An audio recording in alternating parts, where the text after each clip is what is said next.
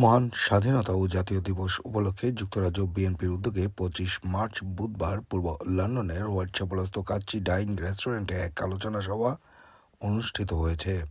যুক্তরাজ্য বিএনপির আহ্বায়ক আবুল কালাম আজাদের সভাপতিত্বে ও সদস্য সচিব খসরুজ্জামান খসরুর পরিচালনায় এতে উপস্থিত ছিলেন যুক্তরাজ্য বিএনপি ও এর অঙ্গ সংগঠনের অসংখ্য নেতাকর্মী।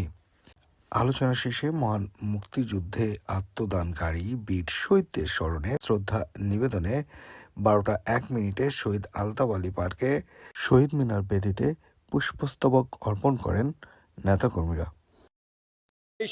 এই শীতের দিনে প্রথমে আমরা একটা আলোচনা সভা ছিলাম, প্রচুর লোক ছিল। এখান থেকে আসে শহীদ মিনারে ফুলের তুলা দিয়া শহীদদের প্রতি শ্রদ্ধা জানানো, প্লাস আমাদের শহীদ প্রেসিডেন্ট জিয়াউর রহমানের আত্মার মাগফিরাত কামনা করছি, শ্রদ্ধার সাথে স্মরণ করছি স্বাধীনতার ঘোষক শহীদ প্রেসিডেন্ট জিয়াউর রহমান সাহেবকে, এবং আমি আমার নেতা জনাব তারেক রহমান সাহেবকে ধন্যবাদ জানাচ্ছি। উনি শত ব্যস্ততার মধ্যেও আমাদের যুক্তরাজ্য বিএনপির নেতাকর্মীদের খোঁজখবর নিচ্ছেন। এই জন্য আবারও যুক্তরাজ্য বিএনপির নেতাকর্মীদের পক্ষ থেকে ধন্যবাদ এবং কৃতজ্ঞতা জানাচ্ছি।